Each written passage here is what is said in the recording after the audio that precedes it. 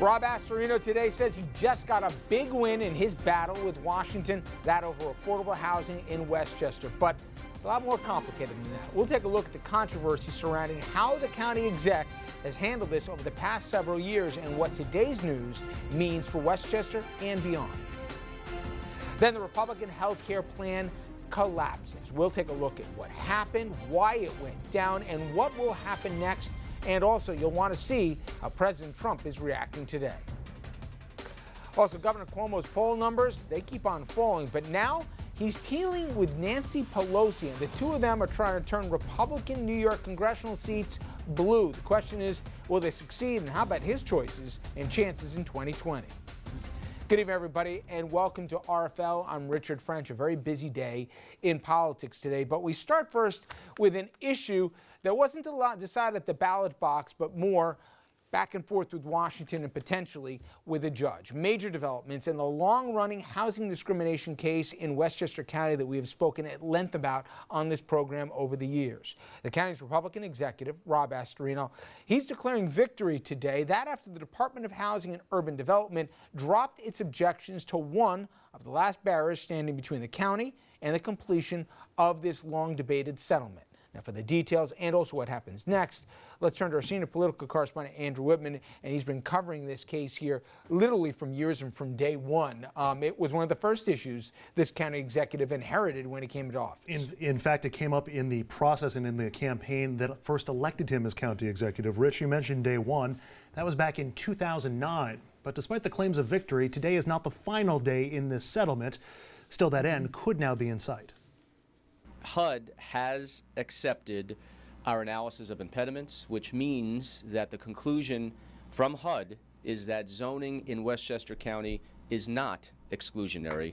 Republican County Executive Rob Astorino, 4 months from an election in which he'll seek a third term, essentially saying today he was right all along and that HUD was always reaching too far, trying to determine what the economic and racial makeup of the county should be.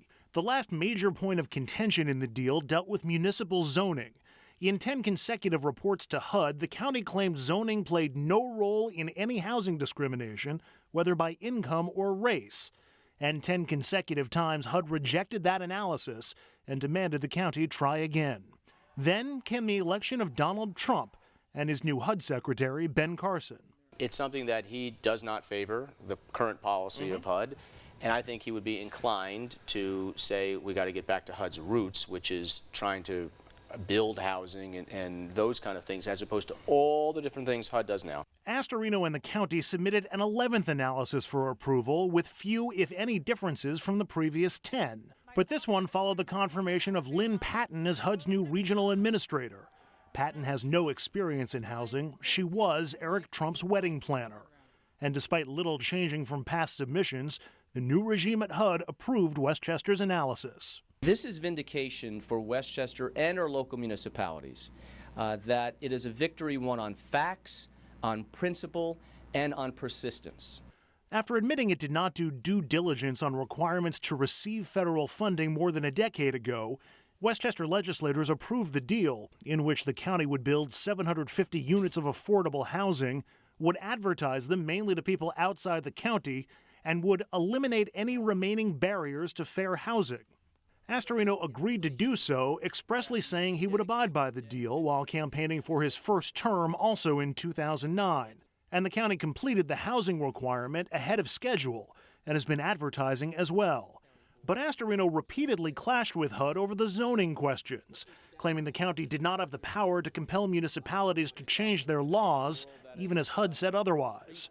HUD's response? Penalizing the county, docking it of millions in community block grant money, $18 million in total, though it did later send some of that money directly to some of the impacted municipalities. Astorino turned the issue into a conservative cause celeb, going on Sean Hannity and calling the deal social engineering, saying the Obama administration's HUD was trying to bankrupt the county. But the judge in the case and later an appeals court ruled that Astorino's complaints and public opposition to the settlement was itself damaging the settlement and keeping the county out of compliance. In April of this year, that appeals court called Astorino's actions, quote, total obstructionism, and that Astorino would be, quote, well advised to stop making excuses and comply with the settlement. But now that HUD says the county is in compliance, Astorino is calling for the monitor overseeing the case to be let go, something the federal judge overseeing the case will likely have the final word on. So far, no comment or even an announcement on this from HUD, but we are hearing from the three key players in Westchester County politics. Rob Astorino blasted out a statement proclaiming that HUD capitulated in the case. He also insisted the county would not be bullied in the settlement and once again accused HUD of intruding into legitimate local zoning.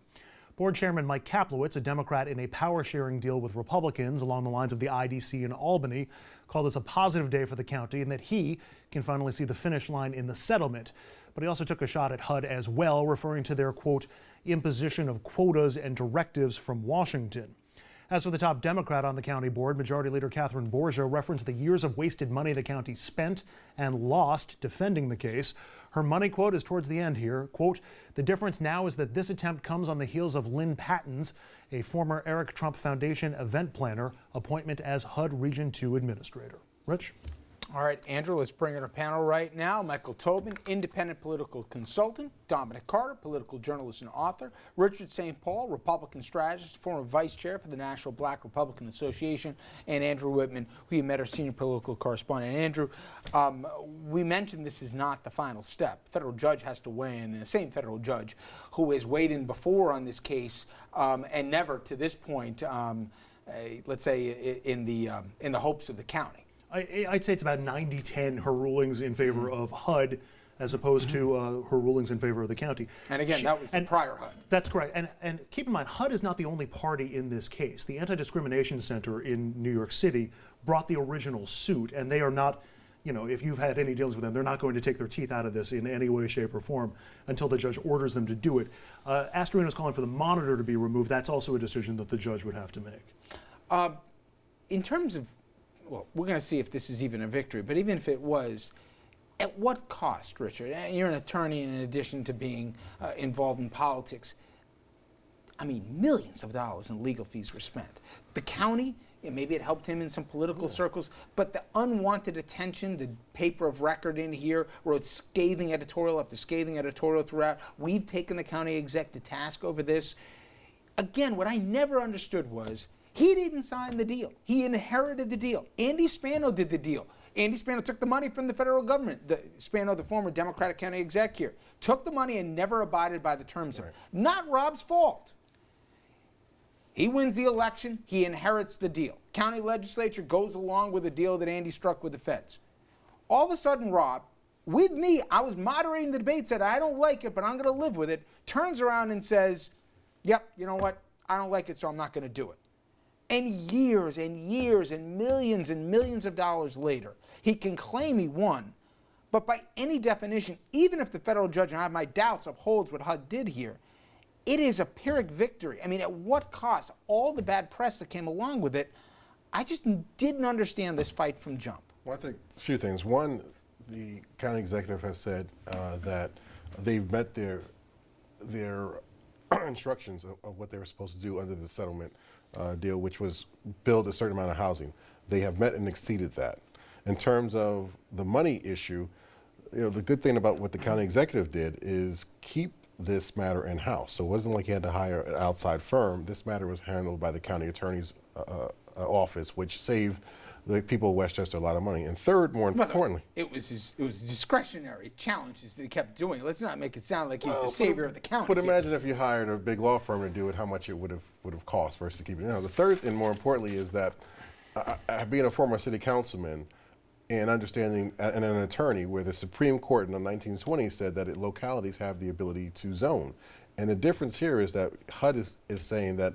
Essentially, we're saying, and I actually had an opportunity to attend the hearings there, that there has to exist some racial disparity based upon zoning.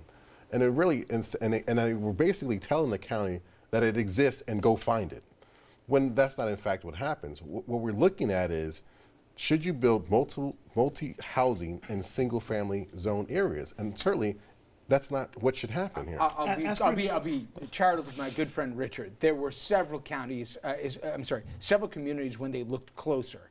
that the disparities were overwhelming. They didn't want to build affordable housing in certain communities. That's when the Fed stepped in. And Andrew, poked a stick in the eye of HUD repeatedly, the monitor at the time, Johnson, who was a candidate most recently even in Jersey for governor, et cetera, to the point where they took the unusual steps of going directly and taking him to task and publicly saying that his words were, not in the spirit of the agreement, but harming this. But to Astorino's credit, he was able to find two issues that played beyond just Westchester County in all of this. The first being, should HUD be able to come in and say, you need to have a certain percentage of people who are making this much money and figure out a formula that, this is what the income distribution needs to be, or this is what the racial distribution needs to be in any one particular community. That's an argument, whether you agree with it or not, that resonated beyond Westchester, and Astorino was able to do that.